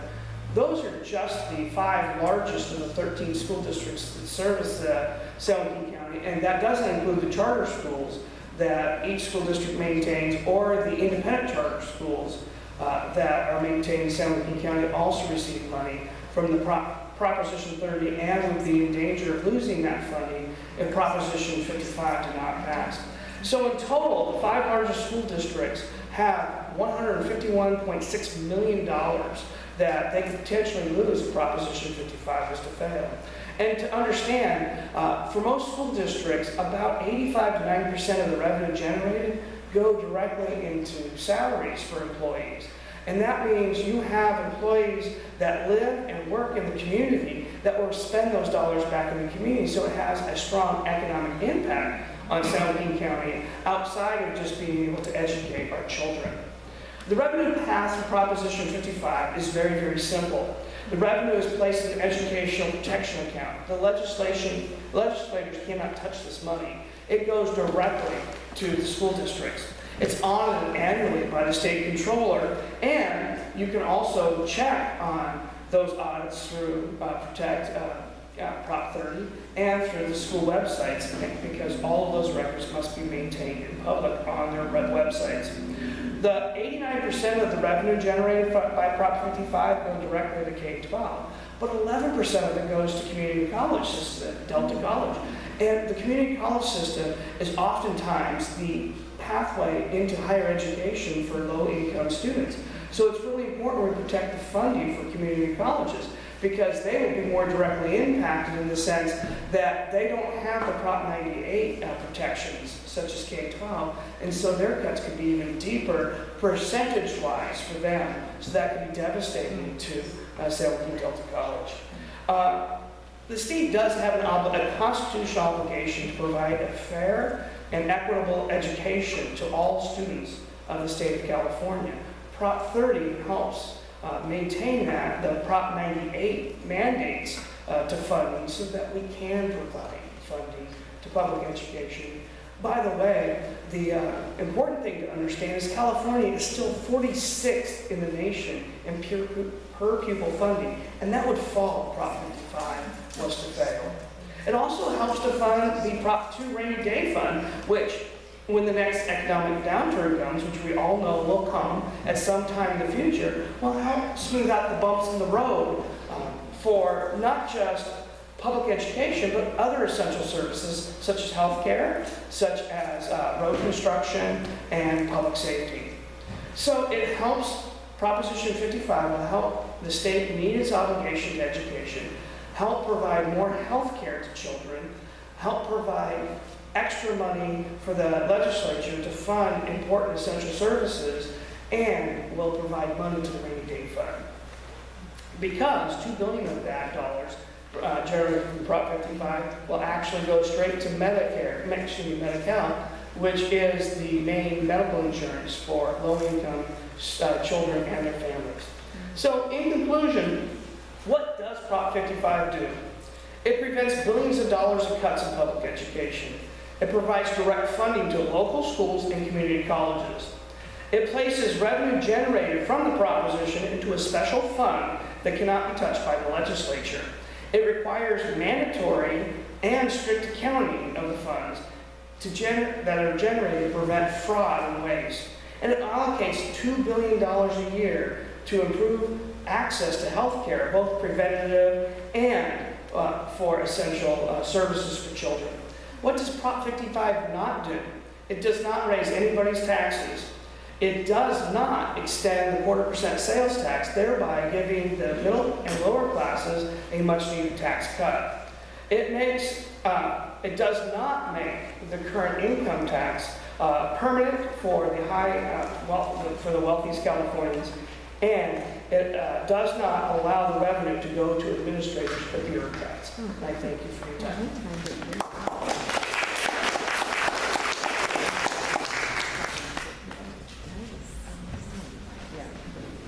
Mr. Wolf, the floor is yours.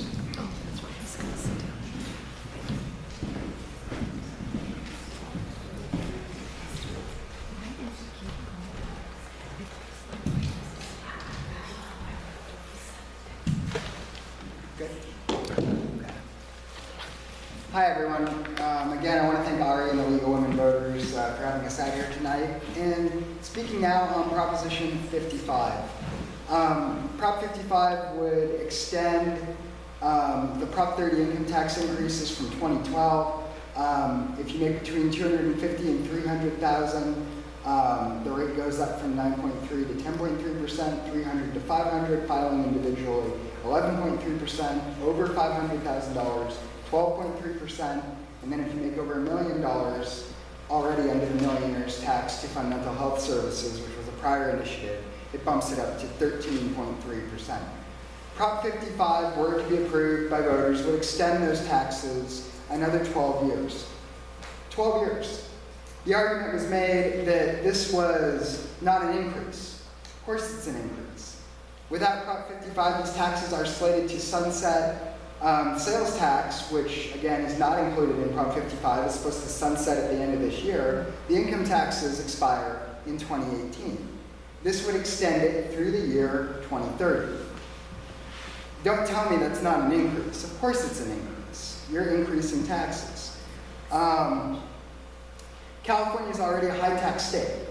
Even if Proposition 55 were to fail, we would still have the highest and most progressive income tax ranges in the country, with 8, to go along with the highest sales tax, highest corporate tax in the western United States, highest gas tax when you factor in cap and trade. And it doesn't fix income tax volatility and the problems that the state has with tax volatility. Not a lot of people know this, but the top 1% of income earners in the state of California, roughly the top 144,000 taxpayers, pay 50% of the income tax that the state receives. These are also obviously a highly mobile group of people, apt to move if taxes are increased for another 12 years. And where are they going to move? They're going to move to Nevada and Texas and Florida. And why? Because those states don't have any income tax. And of course, the income tax is made more pronounced, of course, by the fact that capital gains are taxed at the same rate as regular income in the state of California. The argument's being made that if Proposition 55 does not pass, we're going to somehow hit a fiscal cliff effect, and the bottom's going to fall out, and schools aren't going to get any more money, and there's going to be no more money flowing into the state of California. And it's just not true. It's not true. The Legislative Analyst's Office, who you've heard of tonight, whose reports were used to lay out the base sort of arguments and some of the propositions, they've come out and said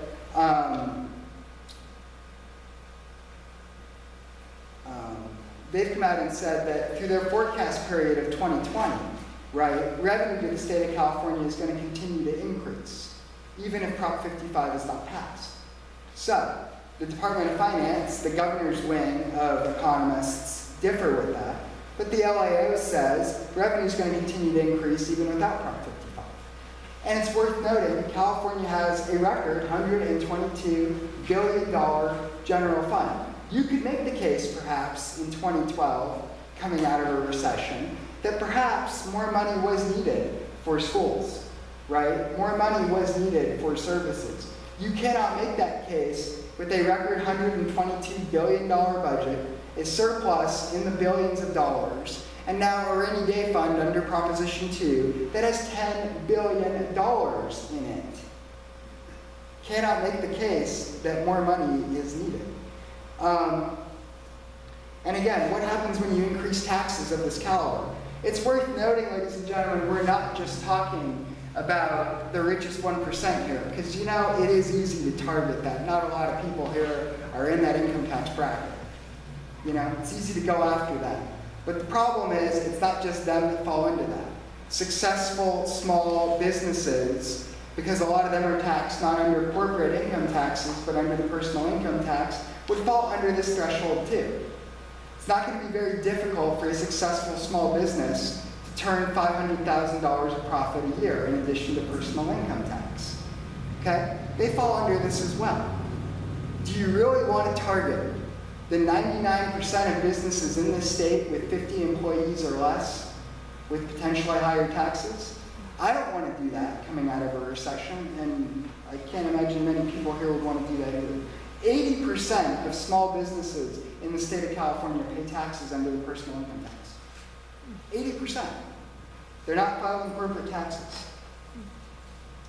But if you do increase taxes, people do go. As I've said, they will leave. Net domestic outmigration, okay, that's more Californians leaving the state than coming in, counting legal and illegal immigration, is 100,000 people a year on average. Over 1 million people have left this state in the last decade. And they're not just high-income earners. They're people that someday could fall under that threshold as well, because there are no economic jobs and opportunities here for them. The poverty rate in the state of California is 25%. Okay? 25%. Even if you are in favor of this, even if you want more money going to the schools, you've got to ask the question, what are we getting for the money? What reforms are there in exchange for education revenues over the last 4 years that have increased by 50%? Okay, education revenues have gone up with Prop 30, there's no doubt. They've gone up from about $47 to $72 billion. And now they want to increase that funding for another 12 years. But what are you getting for the money? Okay? You're not getting the ability to fire the lowest performing teachers or adjust tenure. You know, you get a basic full-time, lifetime job in the state of California after 2 to 3 years of teaching in the state. You know, and I'm not going to sit here and impugn teachers. I'm very thankful for the gentleman that, you know, has taught in our school districts and all teachers who have taught in our school districts. But there's no reform in that area. It's very difficult to remove low-performing teachers. 50% of students in the California State University system have to take at least one remedial math or English class in college. 50%. Stuff they should be learning in high school. That's basically 10th grade algebra and 12th grade English. That's basically the ability to write a 5-paragraph essay. And yet 50% of students in the CSU have to take at least one remedial math or English class.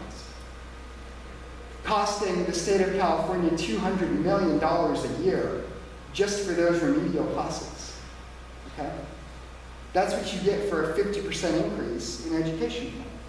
There is no more California high school state exit exam. That's been done away with. Okay? So you don't have that in the way of reform.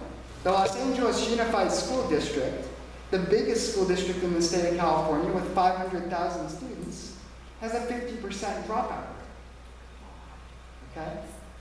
50% real dropout rate, 60% dropout rate when students hit the 9th grade. Okay? That's scary, guys. That's what you're getting for your money. And time is short, so flat K-12 enrollment too, right? Over the next 7 years. K-12 enrollment across the state is slated to be flat.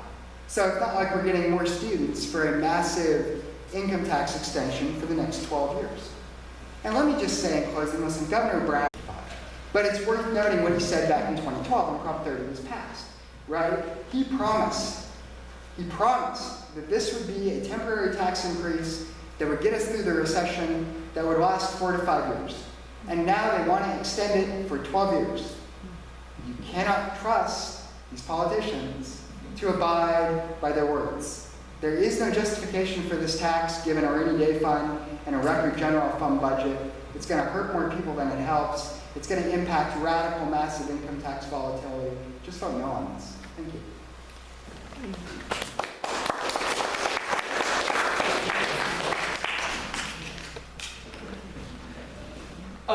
The reality of the situation is California is 46th out of 50 states plus the District of Columbia per pupil spending.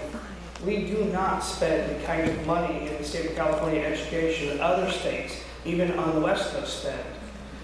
Another argument against Proposition 55 is talking about how millionaires are leaving the state. That's simply not true. From 2012 to 2014, there were more than 10,000 more millionaires in the state of California in 2014 than in 2012.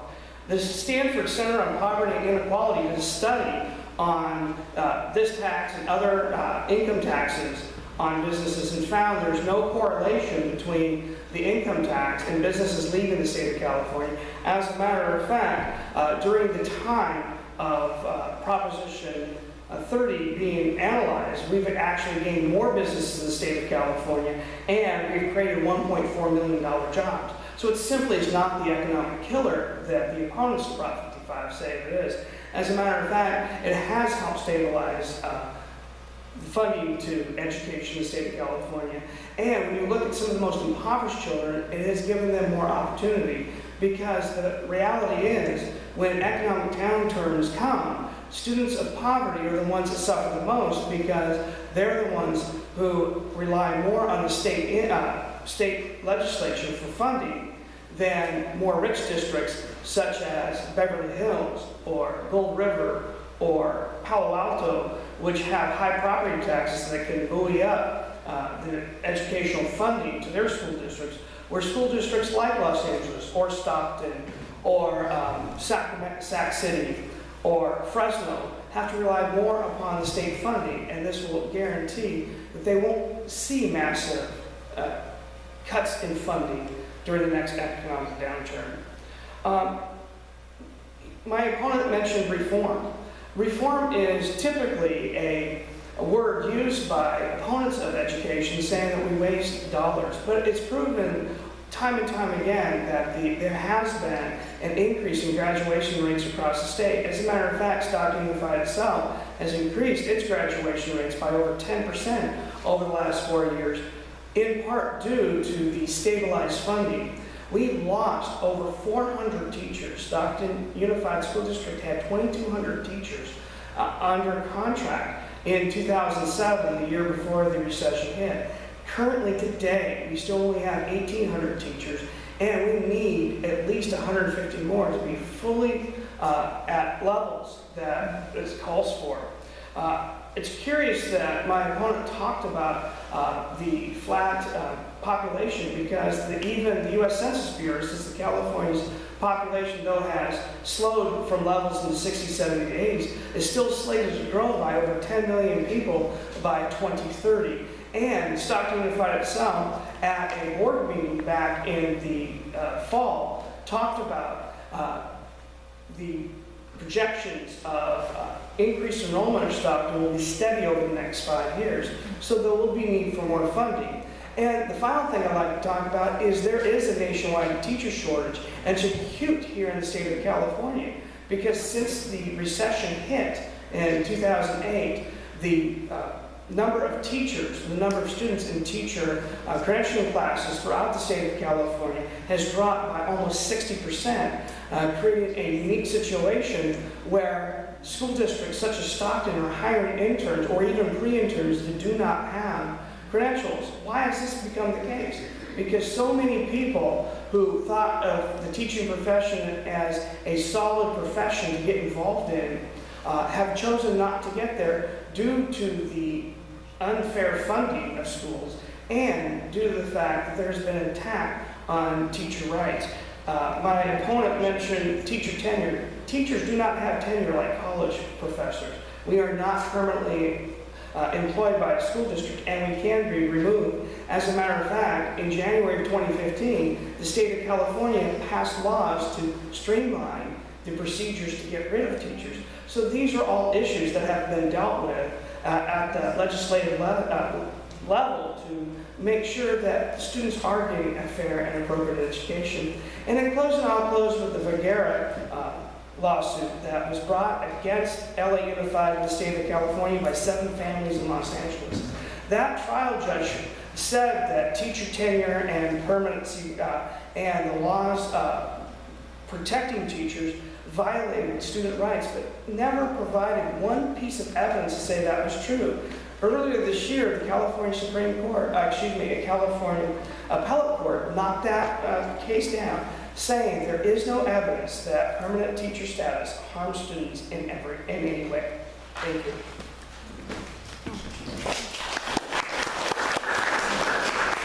Does anyone in the audience want to ask a question of either? Wait, do I? Oh, I'm sorry. I'll be fast. No, I'm sorry. It's okay. Let's talk about Vergara, right? Let's talk about the Vergara decision. That was brought by students and their parents who felt they were not getting an adequate, equitable education based on their zip code. Why is that the case, right? Why can't we have open enrollment, more streamlined among school districts? Why can't we have an easier process of parental control where parents can take over struggling school districts and perhaps turn them into charter schools? It's not easy right now to do that. There is no competition within our public school system. There's not. There should be charter schools more out there. The Green Dot program in Los Angeles is a brilliant example of that. And even if you disagree, I see head shaking out there, and that's okay. But again, I come back to where is the reforms? Okay? Why not have more competition? Since Prop 13 passed, right, education funding has increased 30% adjusted for inflation and population. In some studies, we're 46th. In some studies, we're in the 20s. It's an incredibly marginal figure. It can be adjusted and tweaked however you want. But again, since 1978, since Prop 13 passed, education funding has increased 30% adjusted for inflation and population growth. Yeah, and perhaps there are more millionaires coming into the country, or coming into the state of California. But net domestic outmigration, again, across all segments of the population is absolutely, without question, 100,000 a year. And more millionaires may be being generated because of the economic recovery. It's not necessarily because they're not leaving. I don't think you can make and tie, realistic figures into this that show and demonstrate clearly that it's not the millionaires that are being generated as opposed to the millionaires who may or may not be leaving.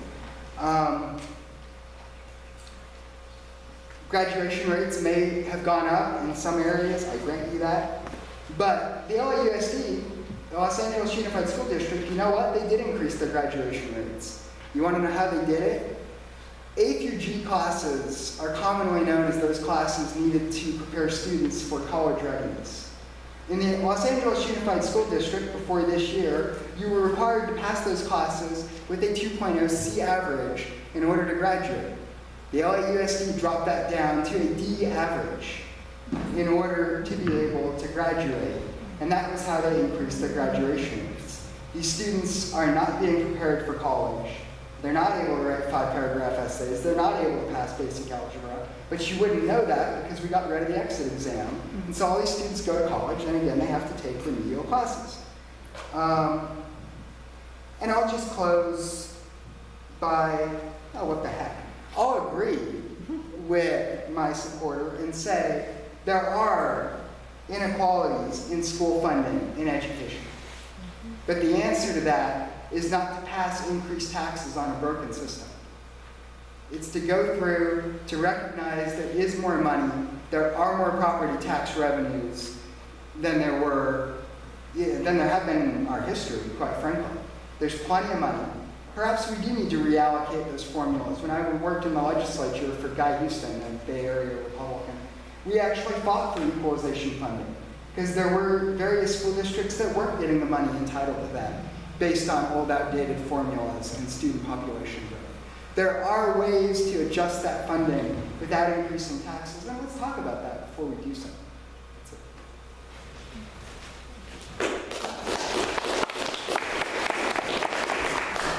Are there any,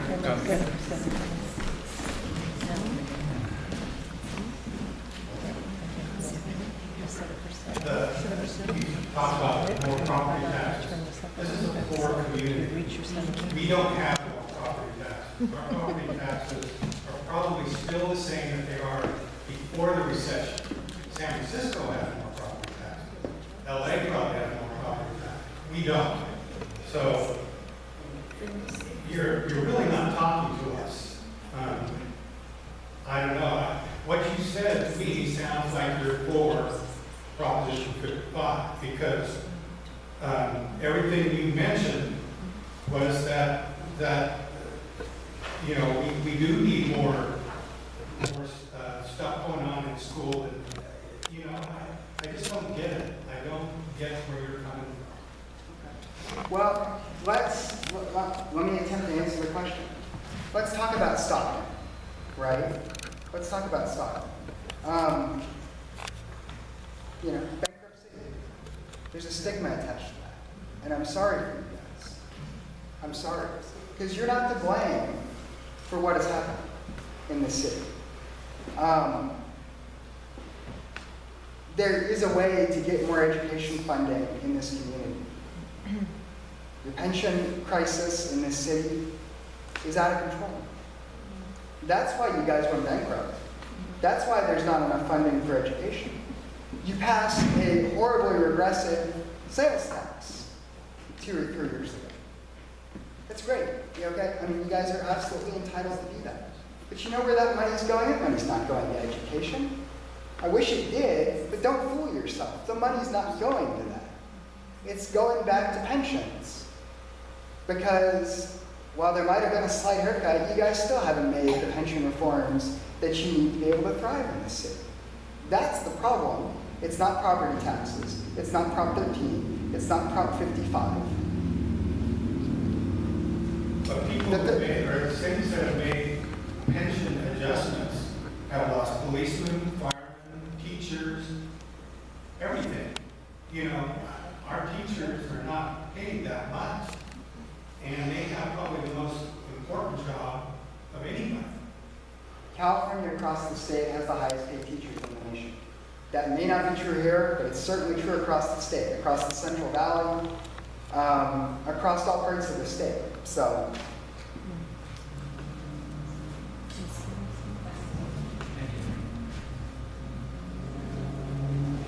Yeah, I just want to address, this drives me crazy when you guys bring this up. You make this idea about high school, like you're saying about not preparing people for college. The problem with high school is that not everybody goes to college.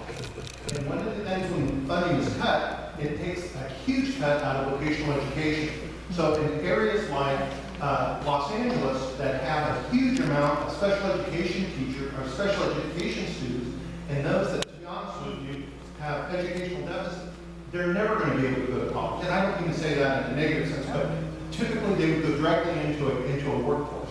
They're not being able to be trained or helped with those resources that when, in cases of recession or when there's not this money there to help address those programs that would help those communities. So it leaves a whole huge selection of students that you certainly kind of dismiss under the rug with no place to go because there's no funding to help them. Yeah. And so this whole continued thing about it's not preparing people for high school, the lack of high school exit exam, it's really just a lost leader because the high schools are not preparing those students that aren't going to go there anyway. Yeah, I would like to address the high school exit exam. The high school exit exam was set aside by the legislature back in 2015, and the reason why is the standards in California have changed. In 1997, California adopted the California State Standards for English Language Arts and for mathematics. They later adopted some standards for social studies and science. However, starting in 2014, the Common Core standards, which have been adopted by 47 of the 50 states, became the standards of California, and they did not align with or match the California exit exam. It doesn't mean that the California exit exam will not come back at some point in time. What California Teachers Association and teachers across the state are arguing about that exam is it should more closely match what a student is being taught in high school and or should know to enter the workforce. And it should count more multiple measures than a one-time snapshot test. And so I'd like to address that way. And the fact of the matter is that when economic uncertainties come, education, since it's the largest part of the state budget, is always the first one to take cuts. And it becomes very, very difficult for students of poverty to gain the access to education when there's cuts to their educational opportunities. There's time for one more question. I've heard you argue that we have problems with a regressive tax rate. I've heard you argue that we have a problem with a progressive tax rate.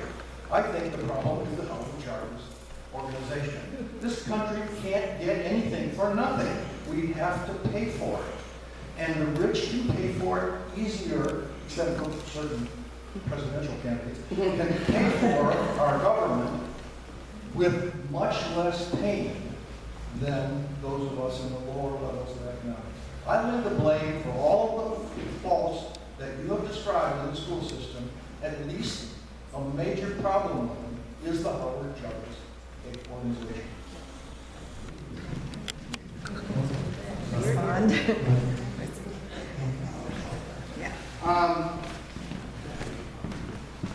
Not the first time I've heard that argument, obviously. I made it elsewhere. Yeah. And I mean, I don't particularly want to get into a Howard Jarvis Prop 13 argument here, because that's not really the point why any of you guys are here tonight. But let me just say, if you were a homeowner prior to 1978, okay? Let's lay out what the situation was at that point, right? There were individuals on fixed incomes over the age of 65 who had paid off their mortgages, right? Who had their homes foreclosed on because they were unable to pay the property taxes. That was real. That was a real situation. You can disagree with Prop 13, but the fact is it has provided more revenue stability by capping that property tax revenue than just about anything that I can imagine. Local governments know beyond a shadow of a doubt every year how much money they're going to be bringing in based on property taxes. Property taxes, sales taxes make up about 70% of the money a municipality receives. Without Prop 13, do you think Stockton is screwed now? Imagine what would happen without the stability and the cap of Prop 13. Property tax revenue is the only year in the last recession where the state saw a decline in state property tax revenue was 2008. 2009, 10, 11, 12, property taxes increased statewide, and they increased in most counties. Pretty much all counties had recovered by 2012. Okay? I would like to respond to that just real quick, because I know the time is short. Prop 13 had a profound impact on property taxes in this way. In 1978, when it passed, 50% of all property taxes were paid by commercial properties and 50% were paid by private residential properties. Today, that number is 70% private residential, 30% commercial properties. So when you say that Prop 13 had a profound impact, yes, it shifted the tax burden away from business owners, especially large business owners, onto individuals such as you and I who own our own properties. And furthermore, because there's a loophole in Prop 13, it allows big businesses, as long as they don't transfer more than 40% of the property at any one time, not to have it reassessed. There is an example of 2 properties in downtown Los Angeles. One was last sold in 1968 that hasn't been reassessed since then, and one that was sold in 2005. And there's a difference of over $5 million annually in property taxes on those 2 properties, sitting right next to each other, about the same cities, and it has hurt Stockton. Thank you. I want to thank you all for attending this evening's order. I'm sorry? I said, I want another go. Can we do this another round?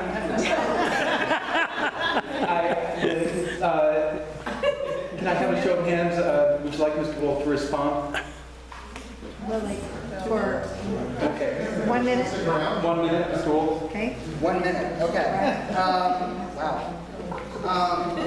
The LAO just came out with a study making it very clear that residential property owners are paying just about what they were 35 years ago. Okay, the commercial property tax rate is about the same as what it was in 1978. Okay, so, I mean, it's simply not the case. The Legislative Analyst's Office came out with a report that said that. Okay, commercial properties are paying the same amount of taxes that they were 36 years ago. There was a case in the United States Supreme Court, Nordlinger versus Hahn, that said 2 houses side by side paying different property taxes, the acquisition value-based system under Prop 13 was completely fair. Okay? The United States Supreme Court.